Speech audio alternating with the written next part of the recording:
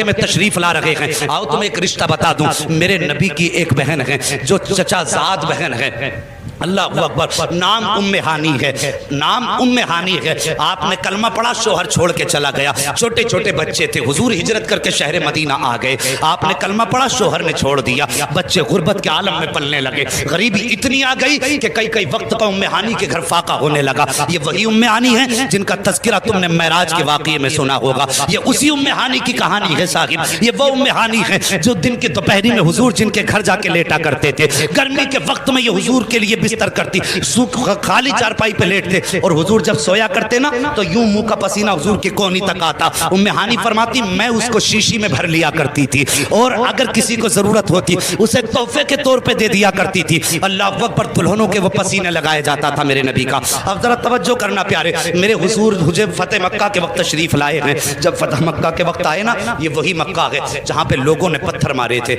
ये वही मक्का है जहाँ पर मुस्तफ़ा के नाम लेने वालों को सताया गया, ये वही मक्का है जहां पर कलमा पढ़ने की बड़ी बड़ी कीमतें अदा की गई हैं। उसी मक्के में जब हुजूर ने फातिह बन के कदम रखा है, हुजूर ने फातिह बन के मक्के में जब कदम रखा है तो 16,000 सहाबाए किराम का लश्कर साथ था। एक रिवायत के मुताबिक 16,000 तलवारें थी। अगर चाहते तो आज मक्के की ईंट से ईंट बजा देते, लेकिन मेरे हुजूर की शान से आए हैं, गर्दन झुकी है हुजूर की। आज जरा सी पिरधनिया क्या बन जाता है, फिर किसी को देखने के लिए तैयार तक नहीं होता, कहता मैं उसे यूं मसल दूंगा, उसे चुटकियों में मसल दूंगा, तेरे बाजुओं में कुछ ताकत तक नहीं आई है और तू चुटकियों में मसलने की बात करता है। उस ताकत वाले के बारे में क्या ख्याल है तेरा, जिसके साथ 16,000 तलवारें हैं, पूरी खुदाई जिसके इशारे की मुंतजिर है। अगर इशारा करते तो पहाड़ पलट दे, अगर कहते तो जमीन फाड़ दे। उस ताकतवर वाले में तेरे बारे में, उसके बारे में क्या गुमान है तेरा। अल्लाह अकबर, वो आए हैं और जैसे हुजूर ने मक्के में कदम रखा, जिन्होंने पत्थर मारे थे आज कलेजे कांप रहे थे, उनके जिस्म थर-थर कांप रहे थे, आज मार दिए जाएंगे, आज एक एक करके बदला लिया जाएगा। जिन्होंने पत्थर मारे थे वो सर छुपाए पड़े थे, जिन्होंने कांटे लगाए थे वो घरों के अंदर बंद थे, लेकिन मेरे हुजूर ने फरमा दिया था सहाबा खबरदार किसी के दरवाजे पे मत चले जाना। मेरे हुजूर के फरमान से पहले सरकार के एक सहाबी हजरत सलमान फारसी आए हैं, नहीं दूसरे सहाबी थे, वो दौड़ करके आए और एक काफिर का दरवाजा बजाया और दरवाजा बजा के कहा था बहुत मारते थे पत्थर, आज बाहर निकलो। जैसे इतना कहा है, किसी ने हुजूर से कह दिया हुजूर वो दुश्मनों के दरवाजे पे जाके धमका रहे हैं। मेरे नबी ने बुलाया और समझाया खबरदार आज किसी से बदला नहीं लेना है, आज तो ये माफ करने का दिन है। अल्लाह अकबर, ये जिगर मुस्तफा का देखिए, कौन खड़ा है सामने, वो खड़े हैं जिन्होंने पत्थर मारे हैं, वो खड़े हैं जिन्होंने कांटे लगाए हैं, वो खड़े जिन्होंने पानी बंद किया था, वो खड़े जिन्होंने 3 साल तक भूखा प्यासा रखा है। लेकिन हुजूर फरमाते हैं आज मैं बदला लेने नहीं आया हूँ, मैं माफ करने के लिए आया हूँ। और तेरे भाई से जरा सी खता क्या हो गई, तू गला दबाने के लिए तैयार हो जाता है। इनके सामने तो वो खड़े थे जिन्होंने लोगों के कलेजे चाक दिए थे, वो खड़े थे जिन्होंने भूखा प्यासा सहाबा को शहीद किया था। लेकिन मेरे हुजूर ने फरमाया था आज बदला लेने का दिन नहीं है, सब कांप रहे हैं। अल्लाह अकबर, उन्हीं लोगों में हजरत उम्मे हानी के बच्चे भी खेल रहे थे। बच्चे देखने लगे हैरत से ये कौन है, लेकिन बच्चों ने कभी मुस्तफ़ा को ऐसे तो देखा ना था, उन्हें ख्याल ना था। लेकिन जब माँ अपने बच्चों को मुस्तफ़ा की कहानी सुनाया करती थी तो उनकी नज़र में मुस्तफ़ा का चेहरा बस गया था।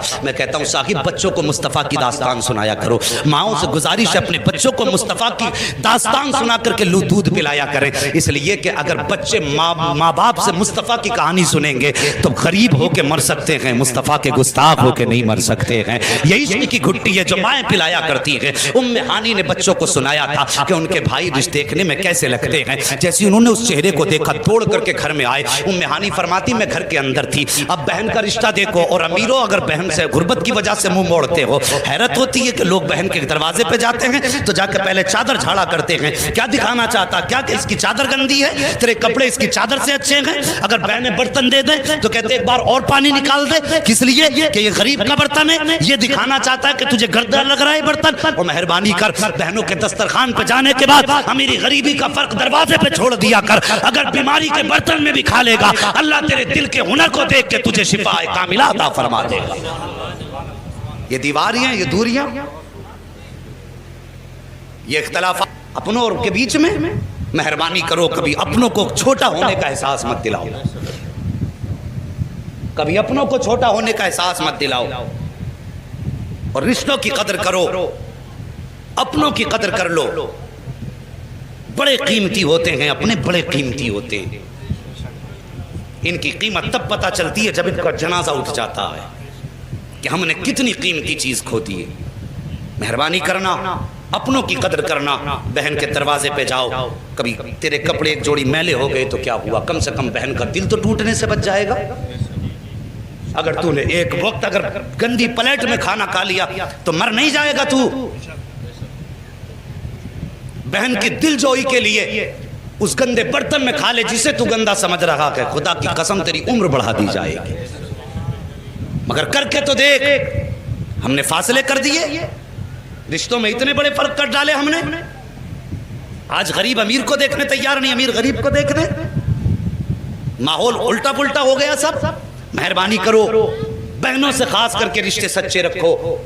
मेरे हुजूर को जब बच्चों ने देखा, उम्मे हानी फरमाती मैं घर के अंदर थी, तवज्जो है ना, अभी थके तो नहीं है, अल्लाह सलामत रखे। जरा सारे कहते हैं या रसूल अल्लाह। वल्लाह वो सुन लेंगे, फरियाद को पहुंचेंगे। कभी रस्मन नबी को ना पुकारा करो, यहाँ से पुकारा करो, यहाँ से। जब भी आवाज दिया करो ना, दिल से दिया करो। फिर देखो खुदा की कसम, लहजा भी मीठा होगा, जबान भी मीठी हो जाएगी। मोहब्बत से कहो या रसूल अल्लाह। अल्लाह सलामत रखे। उम्मे हानी फरमाती मैं घर के अंदर थी, मेरे बच्चे दौड़े दौड़े आए, आके कहने लगी माँ आज हमने उस चेहरे को देखा है जिसकी तू कहानियां सुना के रातों को सुलाया करती है। क्या बात कही बच्चों ने, अम्मा आज हमने उस चेहरे को देखा है तू जिसकी कहानी सुना के रात को सुलाया करती है। माँ उठते बैठते तू जिसकी बातें करती, आज हमने उस चेहरे को देखा है। माँ ने कहा बेटे क्या कह रहे हो? कहा हाँ माँ, हमने उस चेहरे को देखा जिसे तू अपना भाई कहा करती है। इतना सुना माँ कहने लगी क्या तुमने मोहम्मद रसूलुल्लाह को देखा है? बच्चे कहते हाँ माँ तेरे सर की कसम हमने उन्हीं को देखा है। कहा क्या कह रहे हो? कहा हाँ। कहा अच्छा सच बता रहे हो? कहा माँ हमारी आंखें धोखा नहीं खा सकती, जो तस्वीर तूने बयान की थी हमने आंखों से वो तस्वीर देखी है। माँ कहती है फिर इतने में शोर हो गया कि हुजूर आए हैं मक्के में फाते बन के, हुजूर आए हैं मक्के में फाते बन के। उम्मे हानी फरमाती मैं अपने घर में थी, मेरे बच्चे आए, आके कहने लगे माँ वो तू कहती पहले हमारे घर आया करते थे लेकिन अब तो वो मक्के के फाते बन के आए हैं, सरदार बन गए हैं मक्के के। ए माँ क्या आज उन्हें बहन का रिश्ता याद रह जाएगा? ए माँ तू तो बड़ी गरीब है, क्या आज वो अमीर भाई तेरे दरवाजे पे आएगा? उम्मे हानी फरमाते ये सवाल मेरे बच्चों ने किया, उस वक्त मेरी आवाज गले में दब के रह गई थी, मैं हैरत में थी और सोच रही थी अगर हाँ कहती हूँ ना आए तो बच्चों को क्या जवाब दूंगी, और अगर ना कहती हूँ आ गए तो बच्चों को क्या जवाब दूंगी। हजरत उम्मे हानी फरमाती हैं मैं शशो पंज में थी, मैं सोच रही थी क्या जवाब दूं। इतने मेरे बच्चे कहते हैं माँ हमारे घर वो कैसे आ सकते हैं? हमने देखा है कि मक्के के बड़े बड़े अमीर दरवाजे पे खड़े हैं, उनकी राख में पल के बिछाए खड़े हैं। कोई कहता मेरे मेहमान बने, कोई कहता कि मेरे मेहमान बने। आज तो दौलत वाले उनकी राखों में खड़े हैं, आज वो तेरे दरवाजे पे कैसे आएंगे? आज उसे उन्हें बहन का रिश्ता कैसे याद रहेगा? तू गरीब बहन है, वो सरदार बन के आए हैं, वो उस फौज के सिपह सालार बन करके आए हैं। इतना हजरत उम्मे हानी ने सुना है, हिचकी भर के रोने लग जाती हैं, कहती बेटे अगर उन्हें याद होगा कि मैं उनकी बहन हूँ तो वो मेरे दरवाजे तक जरूर आएंगे। इतना कहने के बाद उम्मे हानी कहती हैं मैंने कह तो दिया था बच्चों से, लेकिन दिल की धड़कनें तेज होती जा रही थी, क्या होगा आएंगे कि नहीं आएंगे? फरमाती अभी मैं घर के अंदर थी क्या अचानक मेरे दरवाजे पे से आवाज आती है उम्मे हानी घर के अंदर है क्या? फरमाती इतनी आवाज का आना था मैं पहचान गई, ये आवाज तो मेरे प्यारे भाई की लग रही है, ये आवाज तो मोहम्मद रसूलुल्लाह की है। फरमाती है इससे पहले कि मैं दरवाजे तक जाती मेरे बच्चों ने छलांग लगाई, तोड़ के दरवाजा खोला तो क्या देखती है दरवाजा उम्मे हानी का है और चौखट पे आज नबूवत का चांद जलवगर हो गया है, आज रिसालत का सूरज चमक रहा है। फरमाती मेरे बच्चे दौड़े, किसी ने कदम पकड़े किसी ने दामन पकड़े, वो फरमाती मैं तो देखती रह गई, बस इस हाल में थी कि चेहरे पे नजर पड़ी और थक गई, देखती रही। हुजूर ने फरमाया उम्मे हानी क्या देखती रहोगी या अंदर आने की भी इजाजत दोगी? अल्लाह अकबर, ये रिश्ते हैं बहन से, क्या अंदर आने की भी इजाजत दोगी? उम्मे हानी फरमाती मैंने कहा हुजूर तशरीफ लाइए। आका तशरीफ लाए, उम्मे हानी का हाल सुनिए। फरमाती मेरे घर के अंदर आज कोई चारपाई न थी, जब से शोहर ने साथ छोड़ा था बिछौना जमीन पे हो गया था, कई कई दिन के फाके हो जाते थे। फरमाती हुजूर आए, मेरे घर में एक चटाई पड़ी हुई थी, मैंने हुजूर के लिए वो चटाई बिछाई, हुजूर उसी उसी चटाई पे बैठ गए और बहन के बिस्तर पे बैठने से पहले कपड़े साफ करने वालों, मुस्तफा के इस बैठने को भी देख लेना। फरमाती सरकार आए उसी चटाई पे आकर के बैठ गए। हुजूर ने चादर नहीं बिछाई है, बहन की चटाई साफ नहीं की है। फरमाते आकर के बैठ जाते हैं हुजूर, और बैठने के बाद कहा था उम्मे हानी भूख बहुत तेज की लगी है, अगर कुछ खाने को हो तो लाइए। उम्मे हानी फरमा रही है मैं सोच रही थी आज तो बड़े बड़े अमीरों ने दावत की है, हुजूर तो कहीं खाएंगे, लेकिन ताज्जुब हुआ। हुजूर फरमाते उम्मे हानी भूख बहुत तेज की लगी है। कई बात हुजूर ने कही है, मैं उठी फौरन और जाने के बाद अपने किचन में गई, मतबख में गई, लेकिन मुझे मालूम था मेरे किचन में खाने के लिए कुछ भी ना था। क्या लेती, बहुत देर हो गई। मैं कभी इस बर्तन को उठाती थी, कभी उसको उठाती थी, ना चावल थे, ना दाल था, ना कुछ था, कुछ भी घर के अंदर न था, लेकिन शर्म की वजह से सामने नहीं आ पा रही थी। फरमाती हैं कि मैं अपने किचन के अंदर थी, कुछ देर जब वक्त गुजर गया मेरे हुजूर ने आवाज दी। फरमाते उम्मे हानी, और मेरा नबी तो दिलों के राज जानने वाला है। आला हजरत ने कहा था और कोई गैब क्या, तुमसे निहा हो भला, जब ना खुदा की छुपा तुम पे करोड़ों दुरूद, जो खुदा को भी देख चुका हो उससे उम्मे हानी के घर का हाल कैसे छुप सकता था। उम्मे हानी किचन में है, सोच रही है सामने जाऊं तो कैसे जाऊं, लेके जाऊं तो क्या लेके जाऊं, कुछ बनाने को भी नहीं है। इतने में नबी की आवाज आई। फरमाते उम्मे हानी कुछ बनाने की जरूरत नहीं है, जो भी रूखा सूखा हो वही लेकर के आ जाओ। अल्लाह अकबर। उम्मे हानी फरमाती जैसी नबी ने इतनी बात कही है मेरे जान में जान पड़ गई। मेरे घर के अंदर जौ की रोटी का एक टुकड़ा था सूखा, जो 7 दिन का रखा हुआ था। फरमाती सूखा टुकड़ा था, थोड़ा सिरका था, मैंने प्याले में निकाला, निकालने के बाद सरकार की बारगाह में लेके गई। हुजूर के आगे मैंने चटाई पे उसे रख दिया, और बहन के खानों को देख करके उसमें ऐब न निकाला करो। आज गांव में दावतें हुआ करती हैं, पेट भर के नाक तक खा के आते हैं और मुंह में तीली डाल के कहते हैं साहब नमक कम रह गया था, कोई कहता मिर्च ज्यादा करती थी, कोई कहता था बेमजा बनाया है, और पेट भर के ऐब निकाला करते हो, शर्म नहीं आती है। या तो खाया ना करो और खा के आया करो तो ऐब मत निकाला करो। तुम्हें मालूम क्या है कि बाप जब बेटी को रुखसत करता है तो कितने जतन करके खाने का इंतजाम करता है, उसे 600 बारात को भी खिलाना है और गांव के 800 लोगों को भी खिलाना है, उसके बावजूद भी जायके तलाश किया करते हो। हया किया करो, हया किया करो, किसी के खाने में ऐब ना निकाला करो। अल्लाह अकबर। जरा तवज्जो करना प्यारे, एक बाप के लिए मुसीबत होती है, उसने जहेज की जतन से इकट्ठा किया है, किस मुसीबत से उसने गोश्त का इंतजाम किया, कितनी मुसीबतों से उसने चावलों का इंतजाम किया है, और हम हैं कि टेबल से उठते ही ऐब निकाला करते हैं। और तूने कभी बेटी के बाप का चेहरा नहीं देखा है, खाने से पहले एक बार बेटी के बाप से मिल लिया कर। जब तुम उससे जाके मिलोगे तो ये कहेगा बस दुआ करना मेरी लाज रह जाए, दुआ करना मेरी इज्जत रह जाए। और यार लाखों को खिला रहा है, 1000 लोग उसके दस्तरखान पे हैं, लेकिन आज उसे घमंड नहीं है कि मैंने 1000 को मेहमान बनाया है। उसकी आंखें देखना शर्म से झुकी होंगी, कोने कोने फिरता होगा, कहता होगा अल्लाह मेरी इज्जत बचा लेना, या अल्लाह मेरी लाज बचा लेना। और मैं कहना चाहता हूँ जब तुम कह के उठ के जाते हो कि खाने में नमक कम रह गया है, तो उस बाप के दिल से ये बात आर पार गुजर जाया करती है। और तेरा तो पेट भर ही गया था, अगर किसी ने पूछा भी था खाना कैसा था तो तेरा क्या चला जाता, बस मैं मुस्कुरा कर ये कह देता इंतजाम बहुत अच्छा है। तेरा इतना कहने की देर होती, और खुदा की कसम इस जुमले से इधर बेटी का बाप राजी हो जाता, उधर खुदाए पाक राजी हो जाता। और फुर्सत ही नहीं है, पेट भर के खाया और ऐब निकालने शुरू। उम्मे हानी फरमाती मेरे घर के अंदर सूखी रोटी थी, थोड़ा सा सिरका था, मैंने हुजूर की बारगाह में जाके पेश किया। फरमाती मेरे नबी ने देख के चेहरा नहीं बिगाड़ा था, ये नहीं कहा था उम्मे हानी मैं कितनी तेजी का भूखा हूं, मैंने बड़े बड़ों के दस्तरखान छोड़ दिए तेरे घर के लिए, क्या रख दिया ला के आगे। फरमाती कुछ नहीं कहा मेरे नबी ने, और हुजूर देख के मुस्कुराए।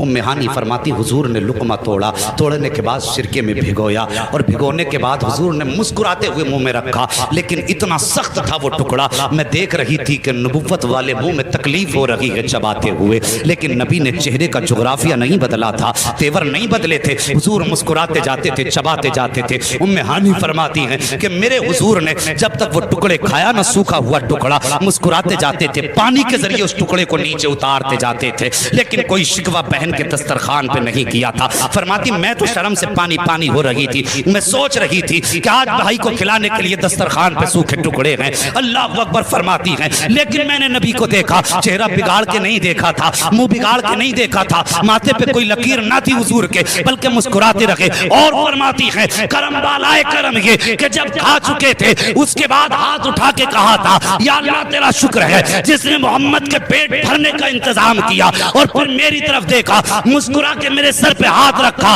और कहा कि खुशियां मुबारक हो, आज मोहम्मद तेरे दस्तरखान पे आया है। और मैं आज बहुत खुश हूं कि जो रोटी मैंने आज से बरसों पहले खाई थी, आज बरसों के बाद तेरे दस्तरखान पे खाई है।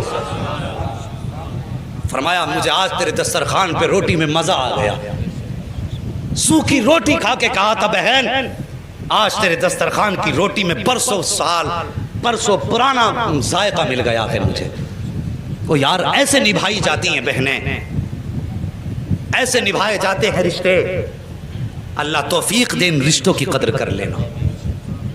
माँ बाप तो वो हैं जिन्होंने पैदा किया है, वो जानवर के साथ उनका प्यार देखो। आवाज़ आई अगिस्नी या रसूल अल्लाह, ये अल्लाह के रसूल मेरी मदद कीजिए। ये आवाज़ इंसान की नहीं जानवर की आवाज़ थी। हुजूर वहाँ पहुँचे जहाँ से आवाज़ आ रही थी। क्या देखते हैं, एक जानवर है जिसे हम और आप हिरनी कहा करते हैं, उसके पैर में फंदा पड़ा है, जाल में फंसी है वो। उसने मेरे नबी को आते देखा, पुकार के कहने लगी हुजूर मैं आपसे चाहती हूँ मेरी मदद कर दें। मेरे नबी ने फरमाया कहना क्या चाहती है? खुदा की कसम मेरा नबी वो है जो जानवरों की बोलियां समझता है, गूंगों की बोलियां समझता है। जानदार तो छोड़ो, वो तो पत्थरों की बोलियां समझ लेता है। ना जानने वालों की बोलियां वो समझ लेता है, ना बोलने वालों की बातें सुन लेता है। खुदा की कसम मेरे नबी कहे, हिरनी कहने लगी मुझे आज़ादी चाहिए, मैं वादा करती हूँ वापस आ जाऊंगी। मेरे नबी ने फरमाया जाना क्यों चाहती है? उसने कहा हुजूर पहाड़ी के पीछे मेरे दो छोटे छोटे बच्चे हैं, मैं रात से शिकार में इस जाल में फंसी हूँ, मेरे बच्चे मेरे इंतजार में होंगे, हुजूर वो भूखे होंगे प्यासे होंगे। आका मुझे यहाँ से इजाजत दें, मैं जाऊँ उन्हें दूध पिला के वापस आ जाऊंगी। मेरे नबी ने फरमाया क्या तू सच्चा वादा करती है? हिरन कहने लगी कौन है कायनात में जो आपसे वादा करते और उसे सच्चा ना कर सके? आपसे कहने के बाद झूठ कौन बोल सकता है? मेरे नबी ने फरमाया वापस आएगी। उसने कहा वादा करती हूँ हुजूर बच्चों को दूध पिला के वापस आ जाऊंगी। और साहिब ये जानवरों का प्यार अपनी औलाद से होता है। अगर जानवर अपने बच्चों से इतना प्यार करता है तो फिर इंसान कितना प्यार अपनी औलाद से किया करता होगा। आज जवान बड़ी आसानी से कह देता है, माँ बाप से कहते थे तुमने हमारे लिए किया ही क्या है, और तुझे जवान किया ये क्या ये कम था, तुझे कमा के खिलाते रहे क्या ये कम था, तेरी हड्डियों को ताकत दी क्या ये कम था, तेरे जिस्म को मांस चढ़ाया क्या ये कम था, तुझे बोलने की ताकत दी क्या ये कम था, तुझे समझने का शऊर दिया क्या ये कम था। आज आसानी से कह दिया करते हो तुमने किया ही क्या है। और खुदा की कसम तू जो चल रहा है ये एहसान माँ बाप का है, तू जो बोल रहा है ये एहसान माँ बाप का है, तू जो सोच रहा है एहसान माँ बाप का है। अगर ये तुझे बोलना ना सिखाते तो तेरी औकात ना थी तू एक जुमला बोल देता। अगर ये तुझे चलना ना सिखाते सारी जिंदगी जमीन पर फिसल के चलता, लेकिन तुझ में चलने की ताकत ना आती। ये एहसानात माँ बाप के हैं। अब जानवर की जिंदगी देखो। हिरन ने कहा था हुजूर रात से मेरे बच्चे भूखे हैं, वो कब से मेरा इंतजार कर रहे हैं, इजाजत दीजिए मैं वापस आ जाऊंगी। मेरे नबी ने फरमाया वादा तो सच्चा है। कहने लगी हुजूर कौन है कायनात में जो आपसे झूठ बोल सकता है? मैं वादा करूं वापस ना आऊं, ये तो हो ही नहीं सकता है। अल्लाह अकबर। हिरन ने वादा किया है। जैसी वापस जाने लगी है इतने में यहूदी आ जाता है, आके कहता है तुमने मेरा शिकार छोड़ दिया है, इसका बदला मैं तुमसे लूंगा। मेरे नबी फरमाते हैं ठहर जरा गुस्से को ठंडा कर, सुन वो अभी वापस आ जाएगी। उसके तो छोटे छोटे बच्चे हैं, मुझसे कह के गई है दूध पिला के आने वाली है। यहूदी कहने लगा वाह जी, कभी ऐसा भी हुआ है कि जानवर भी कभी बोला करते हैं या जानवरों ने वादे किए हो और वो वापस आए हो? मेरे नबी फरमाते ठहर इंतजार कर ले। उसने कहा सुनो जी मुझसे वादा तुमसे करके गई है, मैं उस वक्त तक तुम्हें नहीं जाने दूंगा जब तक हिरन नहीं आ जाता है। जैसे उसने बहस की मेरे नबी खड़े हो गए, वो हाथ पकड़ के खड़ा है। थोड़ी देर गुजरी है कि वो हिरन अपने दौड़ी चली आ रही है, मेरे नबी के पास आई है। आने के बाद कदमों पे सर रखा है, कहती हुजूर मैंने वादा सच्चा कर दिया है। मेरे नबी फरमाते हैं आने में इतनी देर क्यों लगा दी? उसने कहा हुजूर मैं जब बच्चों में गई मेरे बच्चों ने मुझसे पूछा था माँ रात कहाँ चली गई थी, कब से तेरा इंतजार कर रहे हैं। जैसे इतनी बात कही कब से तेरा इंतजार कर रहे हैं। अल्लाह अकबर। इतनी बात कहने की देर थी।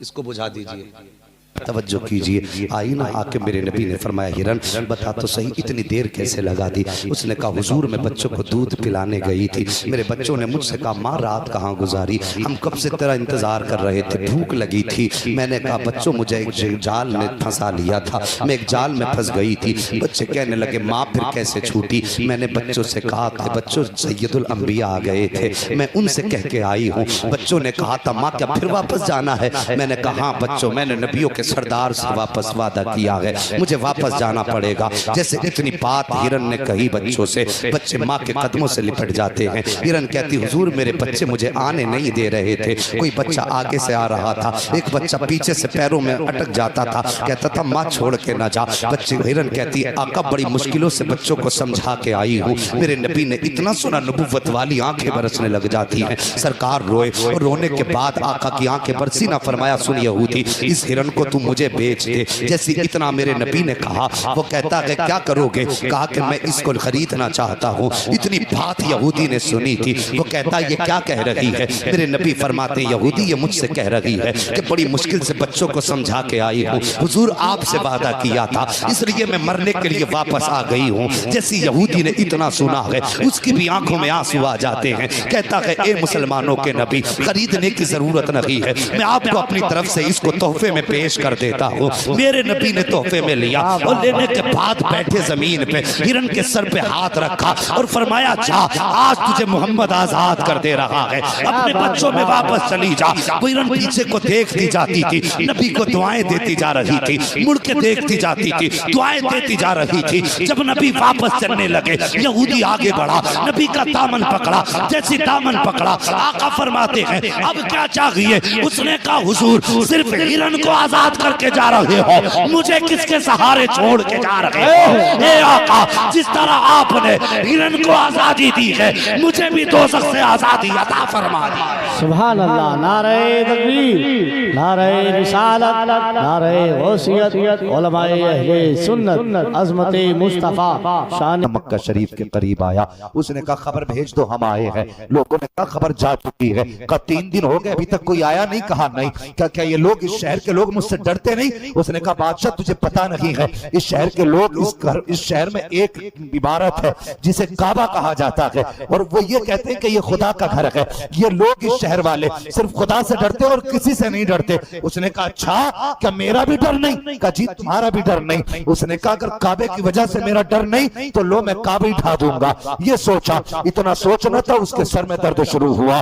तमाम दवाइयां की गई लेकिन फायदा नहीं हुआ, तमाम इलाज किए गए, फायदा नहीं हुआ। मुझे हैरत होती है, आज बंदा हज करने जाता है, काबे का गिलाफ पकड़ेगा, यूं सेल्फी चल रही है, कमर लगाए खड़ा काबे पे, सेल्फी चल रही है। खुदा राजी हो ना हो, यारों तक फोटो पहुंच जाना चाहिए, दोस्तों तक सेल्फी आ जानी चाहिए। और इस कैमरे के पीछे पड़ा है तो तेरे कंधे पे खुदा ने कैमरा लगा रखा है, इस कैमरे को फेंक दे, उस काबे को जाकर लिपट जा और खुदा को राजी कर ले। ये सारे कैमरे फेल हो जाएंगे, खुदा का कैमरा बाकी रह जाए। गिराने का इरादा किया तो सर में दर्द, बचाने का इरादा किया तो दर्द ही खत्म हो गया। इसने कहा मैं इस घर की जियारत करने के लिए जाऊंगा। सबसे पहले ये नंगे पैर आया है तवाफ करने के लिए काबा शरीफ का। तारीख में सबसे पहले काबे पे गिलाफ अगर डाला है तो तुब्बा हुमैरी ने काबे पे गिलाफ डाला है। इसने एहतराम में काबे पे गिलाफ डाला, उसके बाद तवाफ करके जाने लगा। पूरी फौज जा रही है, सैकड़ों उलमा इसकी फौज में है। अल्लाह अकबर, इसकी सवारी पीछे थी, उलमा आगे आगे चल रहे थे, उलमा का दस्ता आगे था। चलते चलते जब वो जमीन आई है जिस जमीन पे मेरे हुजूर का मदीना आबाद होना है, जाकर के उलमा ने सवारियां रोक दी है, लंबी लंबी सांसें लेना शुरू कर दी है। उसने आके पीछे से कहा क्यों रुक गए, आगे क्यों नहीं जाते, और ये सांसें लंबी कैसी है? तुब्बा हुमैरी ने इतना कहा, उलमा कहते बादशाह हमें इस जमीन से मदीने की खुशबू आ रही है। कहा मदीना क्या है? कहा तुझे नहीं पता, जो आखिरी पैगंबर होंगे उनका शहर बनेगा और उसी शहर को मुस्तफा का मदीना कहा जाता है। नारे तकबीर, नारे रिसालत, सरकार की आमद, सरकार की आमद। अभी हुजूर आए नहीं, मदीने की बात है, सुभान अल्लाह, मदीने की बात पहले होने लगी लगा फतवा, माँ का दूध पिया तो लगा तुब्बा हुमैरी पे फतवा। बरेलवी मिले फतवा लगाने के लिए, शर्म नहीं आती? वो यार गैर मुस्लिम कहे झंडा ना लगाओ तो समझ में आता है, कलमा पढ़ने वाला कहे झंडा ना लगाओ तो गुस्सा नहीं आएगा? हिंदुस्तान भर में सफर करते हैं हम, पता गांव की पहचान कैसे होती है? जिस गांव में हुजूर का झंडा देखते हैं नजर आ जाता है कि यहां पे हमारी बिरादरी रहती है। हाँ, हिंदुस्तान भर हमने छान दिया, लेकिन सही पहचान यही है जिस बस्ती में झंडा नजर आता है। और एक बात, हाँ, अगर हुजूर वाले हैं तो फिर झंडा लगना ही चाहिए। तो मैं अर्ज कर रहा था, अगर अपना कहे तो तकलीफ होती है, झंडा ना लगाया करो। तो हुमैरी 1000 साल पहले उसने कहा क्या मतलब? उसने कहा आखिरी पैगंबर आएंगे। कहा कौन है ये? कहा ये वो है, अगर ये राजी हो जाए तो खुदा भी राजी हो जाता है। ये वो है जिनकी उम्मत में आने की नबियों ने दुआएं की है। ये वो है जिनकी उम्मत में पैदा होने की नबियों ने ख्वाहिश की है। अल्लाह अकबर। ये बात जब कही है उसकी कौम के उलमा ने कहा इतने शान वाले हैं? कहा हाँ। कहा बताओ कितना वक्त लगेगा आने में? कहा किताबें बता रही हैं वो आने वाले हैं, इशारे बता रहे हैं वो आने वाले हैं, सितारे बता रहे हैं वो आने वाले हैं। अच्छा, यहाँ उनका शहर आबाद होगा? कहा जी वो मस्कन इसी शहर को बनाएंगे। तो हुमैरी ने इतना सुना, उसने हुक्म दिया 300 घर तैयार किए जाए। 300 घर तैयार किए गए। एक घर 2 मंजिल बनाया गया। उनमें जो सबसे बड़ा आलिम था उस 2 मंजिल मकान में उस आलिम को रखा गया। बाकी मकानों में उन आलिमों को रखा गया फैमिली के साथ। और फिर उसके बाद तुब्बा हुमैरी भी ठहरा। उसकी तबीयत खराब होने लगी। उसने कहा उलमा से, कहा लोगों मैं अब इंतजार नहीं कर सकता, मेरे जाने का वक्त आ गया है। लो मैं खत दे के जा रहा हूँ। और ये खत उसने लिखा। लिखने के बाद उसके हवाले किया जो 2 मंजिल मकान में था। और उससे कहा सुनो, अगर तुम्हारे दौर में हुजूर आ जाए तो मेरा खत उन्हें दे देना। अगर उनकी तुम्हारे दौर में भी ना आए तो अपने बच्चों को वसीयत कर देना। अगर उनके दौर में भी हुजूर ना आए तो उनसे कहना वो अपने बच्चों को वसीयत कर दे। ये कह के तुब्बा हुमैरी तो चला गया। ठीक 1000 साल के बाद अल्लाह अकबर, जब हुजूर मक्के से हिजरत करके मदीना शरीफ तशरीफ लाए हैं, सबको पता होगा अबू अय्यूब अंसारी के दरवाजे पे आए हैं। उसके बाद बैठे, खाया पिया, पानी पिया। आपने तसल्ली में फरमाया अबू अय्यूब अंसारी का जी या रसूल अल्लाह का तुम्हारे घर में जो संदूक रखा है वो अमानत तो उठा करके लाई है। अबू अय्यूब अंसारी कहते हैं मैं संदूक उठा करके लाया। मैंने संदूक खोला, उसके अंदर एक संदूक था। फिर उसको खोला, कहते उसके अंदर खत रखा हुआ था। मैंने निकाल के दिया, हुजूर ने पढ़ा, आंखों में आंसू आ गए। अल्लाह अकबर। हजरत अबू अय्यूब अंसारी कहते हैं कि मैं अब तक ये समझता था कि इस घर का मालिक मैं हूँ, लेकिन जब खत पढ़ा मैंने कदम पकड़े। मैंने कहा मेहमान आप नहीं, मेहमान तो मैं हूँ, असली मालिक तो घर का खुदा ने आपको बनाया।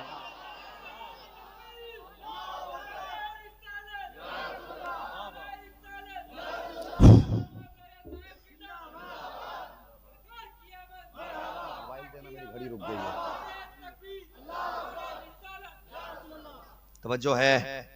अल्लाह अकबर। ये हुजूर की आमद से पहले मदीने के तज़किरे, शहर मदीना आबाद हुआ, हुजूर आए। खत में पता क्या लिखा था? उसमें लिखा था या रसूल अल्लाह, मैं आपका दौर तो ना पा सका, लेकिन मैं आपके लिए तोहफे में ये घर दे के जा रहा हूँ। या रसूल अल्लाह, ये शहर मैंने आपकी मोहब्बत में आबाद किया है। बस इतना चाहता हूँ क़यामत के दिन जब अपने अबू बकर को आवाज दें, अपने उमर को आवाज दें, अपने उस्मान को आवाज दें, अपने अली को आवाज दें, हुजूर मुझे भी याद रखना। या रसूल अल्लाह, मैं पहले ही पहले आपका कलमा पढ़ के दुनिया से जा रहा। अल्लाह अकबर। हुजूर के आने से पहले हुजूर के तज़किरे थे, हुजूर के आने से पहले हुजूर के चर्चे थे। जब आने से पहले चर्चे हो सकते तो आने के बाद नहीं हो सकते। इसलिए हुजूर का मिलाद मनाते रहे। घर में बेटियों को देखे, हुजूर पे दुरूद पढ़े। हाँ, घर में माओ का एहतराम करें। ये मदीने वाले की मिलाद की बरकत है, ये मदीने वाले की अता है। आज माएँ मुस्कुरा रही हैं ना, नौजवान बैठे हैं अक्सर बड़ी आसानी से लड़ जाते हैं माँ बाप से। ना, लड़ा ना करो, कभी सोचा भी करो, हुजूर ना होते ना तो फिर कोई इज्जत किसी की नहीं थी, कोई इज्जत किसी की नहीं थी। पूरी जिंदगी मेरे हुजूर ने हाँ हमें बताया। आका फरमाते ना, कहते मैं पूरी जिंदगी अपनी माँ की एक बात याद करके रोता हूँ। माँ बाप होते हैं, कोई इनको नहीं लग सकता, ये लिख लेना। कुछ दिन पहले मैं देख रहा था, मैं गाड़ी से जा ट्रेन में बैठा था ना, तो एक बंदा ना ईंटें ढो के लेके जा रहा था बारिश में। मैंने कहा अगर इसके बच्चे देख लेना कि एक बाप कितनी मेहनत से कमा के लाया है, तो शायद पूरी जिंदगी कभी इसके मुंह पे ताना नहीं देंगे। जान दे के बाप कमाता है, खून का पसीना बना के बाप कमाता है। फिर भी औलाद बड़ी होके कहती चलो हटो, पीछे हटो, तुम कौन होते हो। मेरे हुजूर फरमाते पूरी जिंदगी मुझे माँ की ये बात रुलाती है। हुजूर कौन सी? फरमाया करते थे मैं छोटा था ना, कहते 4 साल हजरत हलीमा सादिया के घर रहा, 2 ही साल तो माँ के साथ रहने मिला मुझे। कहते मेरी माँ मुझे अपने बाजू पे हाथ सर रख के लटाया करती थी। कितनी नसीब वाली है सैयदा आमिना। जिसके तलवों को चूमने की अर्श तमन्ना करे, वो उस महबूब को अपने सीने से लगा के लटाया करती है। सोचने वाली बात, कभी महसूस करो यार, महसूस करो। अल्लाह अकबर। फरमाते हैं हुजूर कहते हैं मेरी माँ ना अपने बाजू पे मेरा सर रखती और उसके बाद क्या करती, अपने चेहरे पे दुपट्टा डालती और फिर रोने लग जाती थी। कहती थी अल्लाह मेरा बेटा दुनिया में आने से पहले यतीम हो गया था, अगर मुझे कुछ हो गया तो मेरे बेटे का क्या होगा। ये माँ की फिक्र होती है। नौजवानों घर से निकला करो ना, बिस्मिल्लाह पढ़ के निकला करो। एक्सीलेटर पे जब हाथ रखते हो ना, फिर तुम नहीं देखते हो किधर जा रही है गाड़ी। हाँ, एक बेटे को माँ बाप 25 साल तक पालते, इतनी आसानी से जिंदगी तबाह ना कर, बर्बाद ना करो। घर से निकला करो। कहते हो जी हमारे पीछे कोई रोने वाला नहीं, अकेले नहीं। तुझे पता है कसम खुदा की बीवी होती ना तो वो तेरे लिए इतना नहीं रोती जितना माँ बाप तेरे लिए रोएंगे। इसलिए ख्याल करके घर से निकला करें, माँ बाप की दुआएं लेके घर से निकला करें। फरमाया गया जो बच्चे माँ बाप की दुआएं लेके निकलते हैं खुदा की रहमतें उनकी हिफाजत किया करती हैं। हाँ, आज तो हमें ना टेक्नोलॉजी पे भरोसा, क्या हेलमेट है ना, सीट बेल्ट लग रही है ना, क्या जरूरत है दुआ की।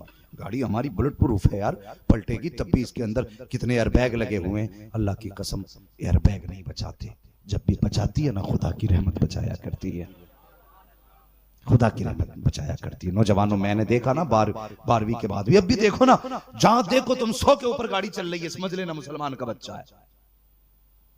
हाँ, अक्सर मुसलमान के बच्चे 100 से नीचे गाड़ी नहीं चलाते। ऐसे निकालेगा पता ही नहीं चलता ये उड़ के गया कि निकल के गया। गाड़ियां हमारे लिए हैं, हम गाड़ियों के लिए नहीं है। हमारी सहूलत किस चीज में, परदेश जाओ ना, माँ की दुआ लेके जाओ, बाप की दुआएं लेके जाओ, और अल्लाह तौफीक देना तो कभी माँ बाप को छोड़ के ना जाना। इनके पास वक्त गुजारो, एक एक मिनट अपने माँ बाप के पास गुजारो। खुदा की कसम ये लम्हे लौट के नहीं आएंगे। आज हम कहते हैं दुबई जाऊंगा कमाने के लिए, जवानों में आग लगी पड़ी है दुबई जाने के लिए। जिसे देखो वीजा लिए घूम रहा है भाई, पासपोर्ट कोई वीजा मिलेगा। कईक ने तो मुझसे कहती मौलवी साहब तुम्हारी तो जान पहचान होगी, वीजा दिलवा दो। मैंने कहा ऐसा तमाचा मारूंगा कि सारे वीजे भूल जाएगा।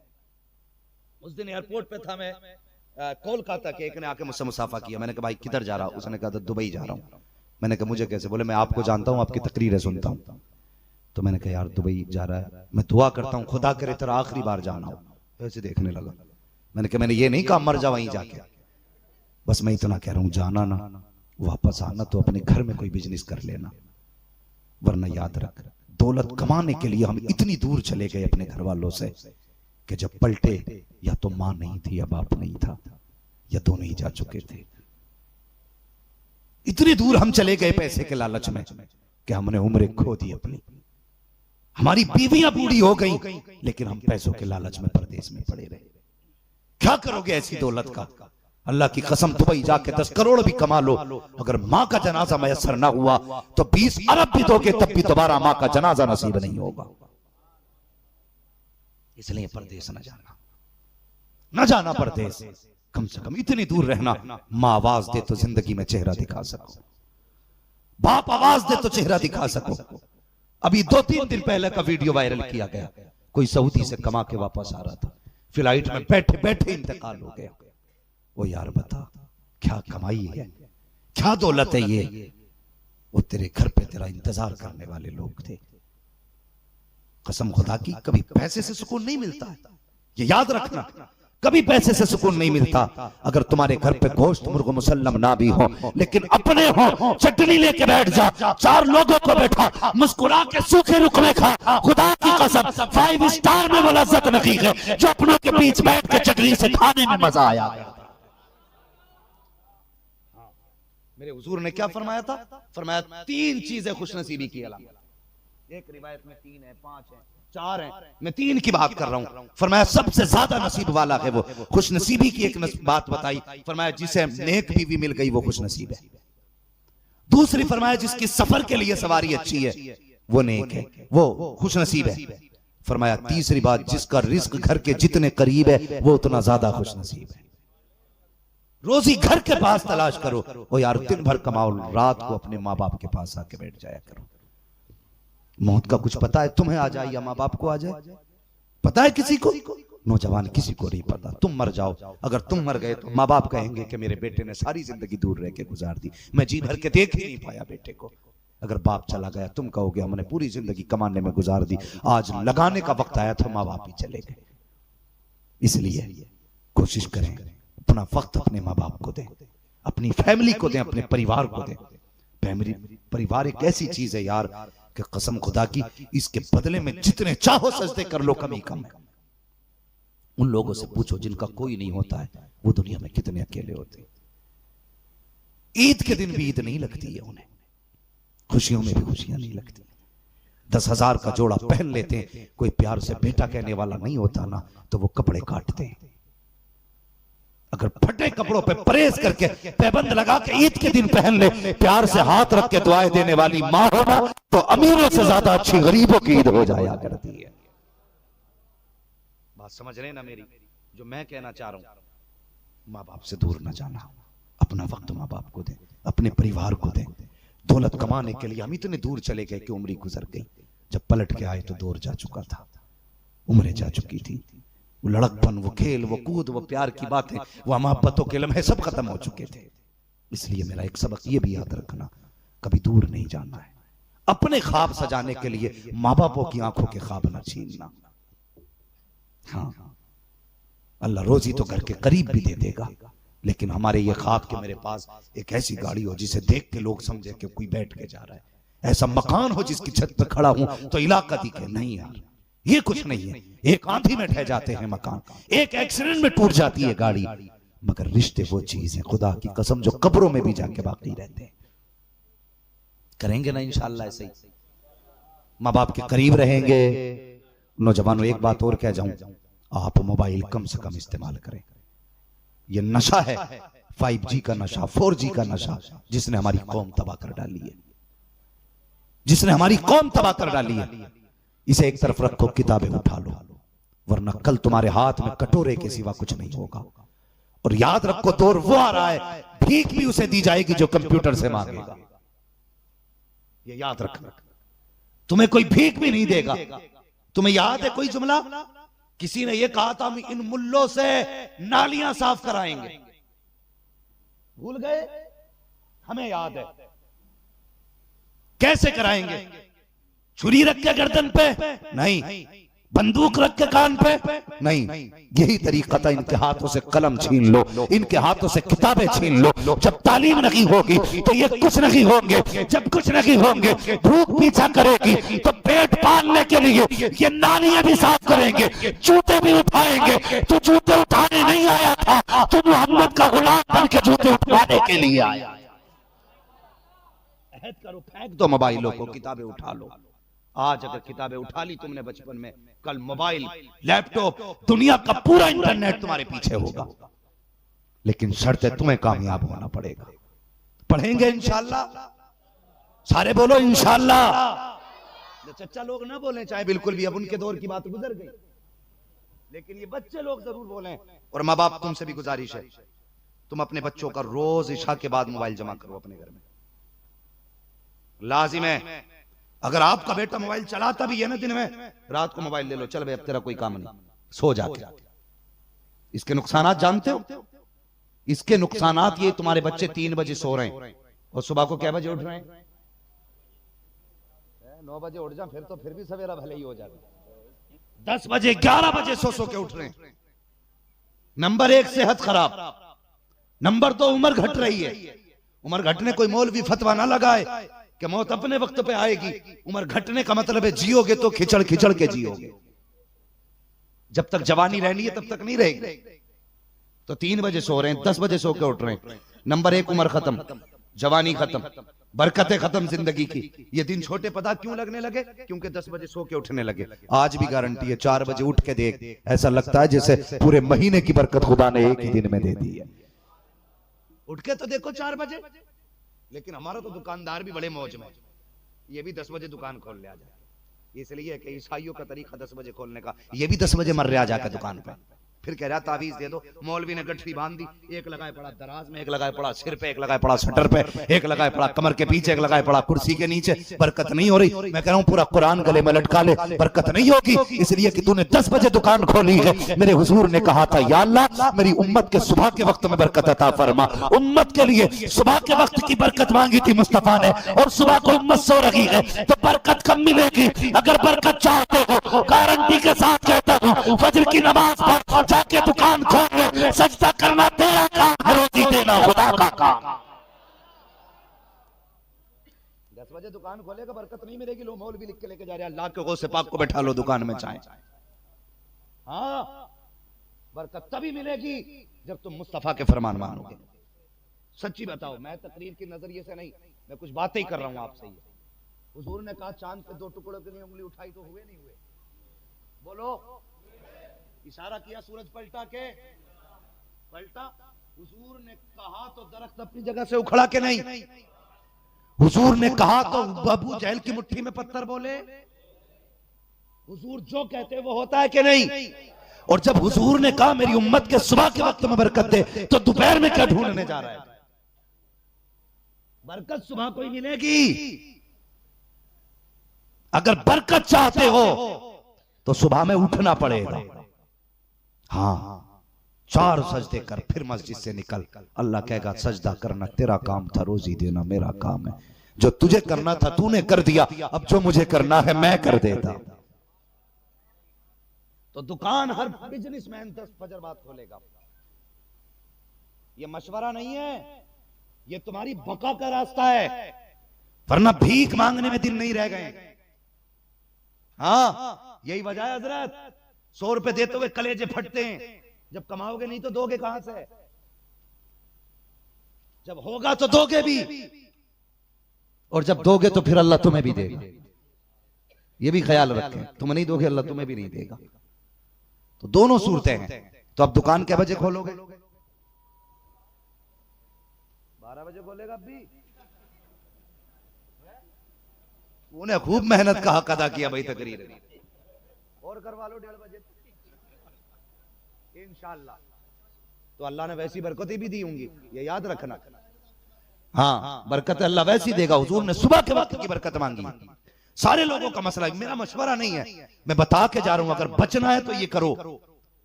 जो कम उम्र बच्चे हैं वो पढ़ें, फेंक दें मोबाइल। अगर चलाना भी है वक्त मुकर्रर करें कितनी देर चलाना, बाकी टाइम पढ़ाई को दो, किताबों को दो। जल्दी सो जल्दी उठो, जवानी भी सलामत होगी। अब जवानी आ रही है किसी पे, रैपट मार दो, 3 गिरेंगे एक रैपट में। 12वीं का जुलूस लेके जा रहा सरकार की आमद नहीं। अबे झंडे से ज्यादा खुद हिल लिया, बचा ही नहीं कुछ। कलेजे सूख गए, पित्ते सूख गए, तमाम हालत खराब है भाई। सेहत काता तंग दस्ती अगर ना हो गालिब तंदुरुस्ती 1000 नेमत है।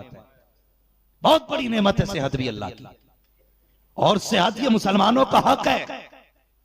वर्जिश मुसलमानों का लुज़ूमी हिस्सा है। नमाज तो मैं 30 लिए गई थी कि इबादत भी होती रहे, तुम्हारी वर्जिश भी होती रहे। अब तो अम्मा कहती है लल्ला ये आटा गेहूं रखिए ये चक्की पे, क्या मैं मोटरसाइकिल पे रख दो, क्योंकि हिम्मत नहीं। 10 किलो कट्टा सिर पे रखेगा, टांगे पत्ती आएंगी। हाँ, ये बात सच्ची नहीं है? सच है। मुझसे कह रहा हूं मौलवी बोल, जरा बैठ के देख, आधा घंटा इतनी जोर से बोल के सुबह को 3 ग्लूकोज की बोतलें लगेंगी। बचें जरा, वक्त अपना बचाएं। और सबसे ज्यादा जानते हो ताकत का जरिया, फरमाया बुजुर्गों ने फरमाया किसी टॉनिक से इतनी ताकत नहीं आती जितनी ताकत अल्लाह से तौबा करने से आया करती है। जितनी कसरत से तौबा करोगे अल्लाह उतनी ताकत अता फरमाएगा। तो जवानों, सबसे ज्यादा कसरत से हमें तौबा करनी है। अल्लाह तौफीक देगा, नमाजों की पाबंदी करनी है। सुबह में उठ के जो काम हुजूर ने हमें दिए वैसे ही करने, समझ रहे ना, इंशाअल्लाह वैसे ही करने। 3 बजे नहीं सोना है, अब जल्दी सोना है, जल्दी उठना है। अल्लाह माफ करे, मस्जिद के मुतवल्ली भी कम थोड़ी होती है। अपने लल्ला को चादर उड़ा कर आया, कम अभी आ रहा जाड़ा। एक तो वो पहले से ओढ़े पड़ा, फिर एक और डाल देगा ऊपर से। हाँ मेरा पूत डाल दिया कंबल आके, मैं उठे नहीं। 5 मिनट लेट हो गए, इनकी छुट्टी करो भाई। फजर की नमाज 5 मिनट लेट पढ़ाई क्यों? इमाम पे नमाज फर्ज है, तेरे बेटे पे नहीं है जिसे कंबल उड़ा के आया। अच्छा तो तब लगता जब फजर हुई थी बेटे का भी हाथ पकड़ता, इमाम का भी हाथ पकड़ता, फिर मस्जिद में आता, फिर मजा आता ना। तो अपने बेटों को कंबल इमाम की खाट उल्टी करते हो, इंसाफ से काम करो। अगर बेटे को नहीं ला सकते तो इमाम को उठाने का भी हक नहीं है। ख्याल रखना, ये 5 मिनट पे इमाम निकाल दो। हाँ बस अल्लाह माफ कर, मैं इधर जाना नहीं चाहता था, बस मेरा मकसद क्या है, बदलो अपने आप को, एक अपनी जिंदगी में नयापन लाओ, और इतना नयापन लाओ कि 1400 साल की झलकियां नजर आने लगे। मैं ये नयापन नहीं दे रहा कि दाढ़ी ऐसे बनवाना जैसे बिच्छू बना है, बाल ऐसे कटवाना जैसे कि जानवर सिर पे बैठा है, नहीं, वो नयापन लाओ जो मेरे हुजूर ने दिया। चेहरे पे दाढ़ी सजी हो ना तो फिर लगे हुजूर का गुलाम जा रहा है। हाँ कुर्ता पजामा अक्सर पहना करो, फिर इसकी बरकतें देखो। अक्सर पैंट में घुसा पड़ा, कुछ तो ऐसे लगे पता ही ना कि पहन के सिलवाई है या सिलवा के पहनी है। इतनी फिटिंग में चल रहे हैं लोग, इससे बीमारी होती है, बीमारी। ढीले ढाले कपड़े पहना करो, हजरत अली ने कहा था ढीले ढाले कपड़े, जितना ढीला कपड़ा पहनोगे उतना बदन अच्छा होगा, समझ रहे हैं ना, उतना बदन अच्छा होगा। जरा से 2 दिन वो उठा लेगा, 2 ईंट है, फिर फिटिंग के बनियान ला दिया कि भाई बॉडी बन गई इसकी। ऐसे नहीं, बदलो, जवान बन जवान।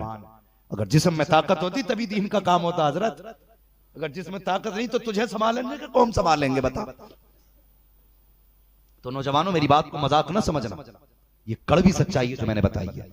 तुम्हारे मोबाइलों ने तुम्हारी जवानियां बर्बाद कर दी, तुम्हारा टाइम बर्बाद हो रहा है, आंखें फूट रही हैं, कान खराब हो रहे हैं। आने तो 40 साल पता चलेगा। याद आगा कोई मौलवी कह के गया था अगवानपुर में के करना क्या है, आज ले उनकी फना, आज मदद मांग उनसे, कल ना मानेंगे कयामत में अगर मान गया। हुजूर के सच्चे गुलाम हो ना, ऐद कर लो, हम वही करेंगे जो हुजूर ने बताया। बोलो इंशाअल्लाह।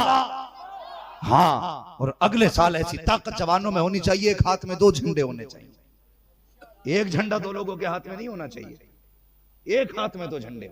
फिर देखो मजा आता है कि नहीं जिंदगी का। पढ़िए, आगे बढ़िए, बच्चों को अच्छे स्कूल में, माँ बाप की जिम्मेदारी है पढ़ाएं अच्छे स्कूल में। ये भी पता क्या करते हैं, बात आ गई तो कह दूं, ये भी नए नए ड्रामे करते हैं। ये भेज देते हैं गांव के हिंदी स्कूल में, 5 साल तक वो खिलाते हैं क्या मैं वो थैलियों में दलिया।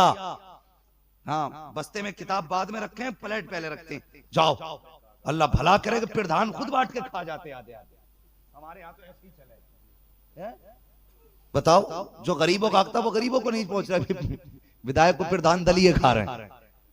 भाई ये हमारे बच्चों को बेवकूफ बनाया जा रहा है अच्छे स्कूल में। मरेरा शरीफ का एक नारा मुझे याद है, वो लोग कहते हैं आधी रोटी खाएंगे बच्चों को पढ़ाएंगे। तुम भी यह करो, आधी रोटी खाएंगे बच्चों को, माशाल्लाह, अल्लाह सलामत रखे, बच्चों को पढ़ाइए। मैं कहता हूं अगर एक बेटा बनेगा ना हमारा IAS, IPS, MBBS, BUMS, अगर MBBS भी बन गया ना हमारा कोई बेटा, तो जब वो दवा देगा ना, तो आज जो व्यापार बना रखा ना, मरवे को 3 दिन ऑक्सीजन लगा के 3 लाख वसूल करके फिर 3 दिन बाद डेड बॉडी देते हैं, हम सब जानते हैं। मौलवी लुल्ल नहीं है, जहां साइंस पहुंचेगी 10 साल के बाद, मौलवी पहले पहुंच चुका वहां तक। इसलिए कि मौलवी ये तुम्हारा मालिक, तुम्हारा वारिस नहीं है, मौलवी मुस्तफा के दीन का वारिस होता है। अगर मुसलमान MBBS होगा तो फिर पानी का इंजेक्शन नहीं लगाएगा, धोखे की दवा नहीं देगा, अगर मिट्टी भी उठा के देगा, हुजूर पे दुरूद पढ़ेगा, शिफा खुद ब खुद होने लग जाएगी। हमारा बेटा अगर जज बनेगा तो फिर पैसे लेके फैसले नहीं होंगे। हमारा बेटा वकील होगा तो घूस खा के चोर को वली साबित नहीं करेगा, वली को चोर साबित नहीं करेगा। अगर मुस्तफा का गुलाम वकील होगा तो उधर ही खड़ा होगा जिधर सच होगा, और जिधर ये खड़ा होगा उधर ही जीत नजर आया करेगा। इसलिए अपने बेटों को वकील बनाए, अपने बेटों को जज बनाए, अपने बेटों को MBBS बनाए, अपने बेटों के हाथों में कलम दें। अगर हमारा बेटा IAS बनेगा ना, फिर किसी जिले में आंखें बंद करके गोली नहीं चलवाई जाएगी। हाँ, फिर किसी निहत्ते को सताया नहीं जाएगा, बेकसूरों पे कसूरवार बना करके जेलों में नहीं डाला जाएगा। अपनों के हाथ मजबूत करो, याद रखो जो हक तलवारों से नहीं लिए जा सकते, उन हुकूक को हम कलम से हासिल कर सकते हैं। पढ़ेंगे इंशाअल्लाह। मैं चाहता हूं हमारी बस्ती का एक बच्चा बेहतरीन स्कूल में, अच्छे स्कूल में तालीम हासिल करे, हमारी कौम आगे बढ़े। अल्लाह ताला हमारी बस्ती के बच्चों के मुस्तकबिल को रोशन फरमाए, पूरी उम्मत के मुस्तकबिल को अल्लाह रोशन फरमाए, और मौला करीम हमारे जवानों को मुस्तफ़ा जान रहमत से सच्चा इश्क करने की तौफीक अता फरमाए। सारे लोग कलमा शरीफ पढ़ लीजिए, ला इलाहा इल्लल्लाहु मुहम्मदुर रसूलुल्लाह व मा अलैना इल्लल बलाग। जाए ना काबा तो मोबाइल रूम में रख के जाना। हाँ, मैंने बड़ों बड़ों को देख लिया ऐसा खड़ा और फोटो खिंचवा रहा, ऐसे खड़ा काबे की तरफ को, ये दुआएं कर रहे हो। अल्लाह अकबर। हालत ये होती हज करने वालों की, अगर काबे शरीफ में पैर रख देना, हरम में पसीने छूटते थे, पसीने। जो हज करके आए लोग वो गवाही देंगे इस बात कि अगर कोई डर के अल्लाह के घर में जाए ना हज करने के लिए वाकई, तो हरम शरीफ के सहन में कदम रखते रखते यार बंदे को पसीने आ जाते थे। सोचता था पाप कितने बड़े हैं, कहां आ गया हूं। आज वहीं खड़े होके कोई डर ही नहीं, फोटो खींच रहा। वो यार जिंदगी ने मौका दिया है, दोबारा नहीं आना। पकड़ ले खिलाफ, मना ले रब को, राजी कर ले अल्लाह को। अगर वो राजी हो गया जमाना तेरा हो जाएगा, अगर वो रूठा तो जग रूठ जाएगा, फिर कुछ नहीं होने वाला। अल्लाह अकबर। यही काबा है। तुब्बा हुमैरी ने कहा अच्छा इसे ढा देता हूँ, बहुत दवाइयां की गई, सर का दर्द ही खत्म नहीं हुआ। उसके मौलवी आके दम कर रहे हैं, दुरूद का क्या क्या पढ़ रहे हैं, मगर ठीक ही नहीं हो रहा। उसने कहा बादशाह एक बात बताओगे? कहा क्या? कि कहीं तेरे दिल में ये ख्याल तो नहीं आया कि मुझे इस शहर से काबे की इमारत ही खत्म करनी है? उसने कहा